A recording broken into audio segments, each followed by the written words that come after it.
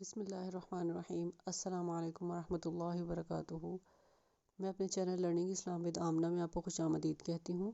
آج کی اس ویڈیو میں ہم حروف اخفا کے بارے میں جانیں گے کہ حروف اخفا کیا ہیں۔ حروف اخفا 15 ہیں: تا، ثا، جیم، دال، ذال، ذا، سین، شین، صاد، غاد، طا، ظا، فا، قاف اور کاف۔ یہ 15 حروف اخفا کہلاتے ہیں، ٹھیک ہے۔ نون ساکن میم یا تنوین کے بعد جب بھی حروف اخفا میں سے کوئی بھی حرف آئے گا تو غنہ ہوگا۔ غنہ کیا ہے؟ غنہ ناک میں آواز چھپانے کا نام ہے۔ جس طرح سے من، تو جو من کی آواز ہے، جو آواز ناک میں جا رہی ہے، یہ حروف اخفا کی وجہ سے ہے، ٹھیک ہے۔ اس کو اخفا کرنا ہے، غنہ کرنا کہتے ہیں، ٹھیک ہے۔ میں ایگزامپلس کے ذریعے آپ کو مزید سمجھا دیتی ہوں تاکہ آپ کو مزید واضح ہو جائے کہ حروف اخفا کیا ہے اور غنہ کہاں پہ اور کیسے کرنا ہے۔ نیچے 3 ایگزامپلس دی ہوئی ہیں، میں آپ کو یہ پڑھ کے بتاؤں گی، ٹھیک ہے۔ شروع کرتے ہیں۔ میم، نون، زیر من، سین، جیم، زیر سج، من سج، جیم یا زیر جی، من سجی، لام 2 زیر لن، من سجیلن، ٹھیک ہے۔ یہ جو لفظ میں نے آپ کو پڑھ کے بتایا ہے، اس میں 2 جگہ میں نے غنہ کیا ہے۔ ایک من یہاں پہ غنہ کیا ہے، اور یہاں پہ کیوں غنہ کیا ہے؟ کیونکہ نون ساکن کے بعد حروف اخفا کا سین آ رہا ہے، ٹھیک ہے۔ یہ نون کے اوپر جزم ہے، اس کا مطلب یہ نون ساکن ہے، ٹھیک ہے۔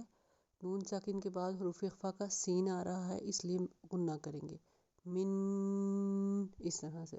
اور دوسری جگہ جو میں نے اس لفظ میں غنہ کیا ہے وہ ہے آخری لفظ، آخری حرف لام۔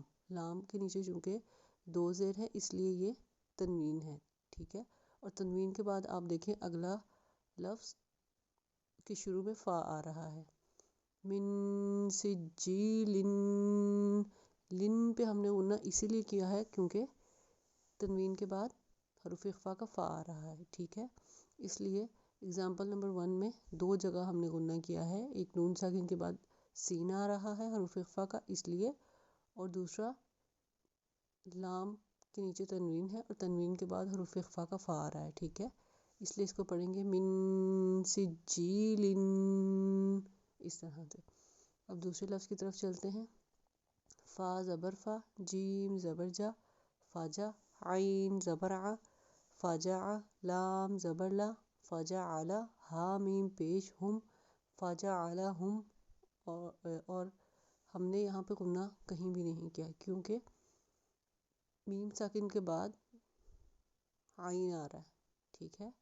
یعنی اس لفظ کا جو آخری حرف ہے میم، اس کے اوپر جزم ہے تو یہ میم ساکن ہے، اور میم ساکن کے بعد اگلا لفظ آپ دیکھیں اس کے شروع میں عین آ رہا ہے، ٹھیک ہے۔ عین حروف اخفا میں سے نہیں ہے بلکہ حروف حلقی کا حرف ہے، اس وجہ سے یہاں پہ کوئی کسی قسم کا غنہ نہیں ہوگا بلکہ اس کو سیدھا سمپل اس طرح سے فجعلہم اس طرح پڑھیں گے، ٹھیک ہے۔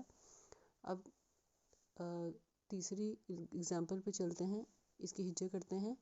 عین، نون زبر عن، صاد زبر صا، عن صا، لام الف زبر لا، عن صلا، تا زیر تی، عن صلاتی، ہا میم زیر ہم، عن صلاتہم، ٹھیک ہے۔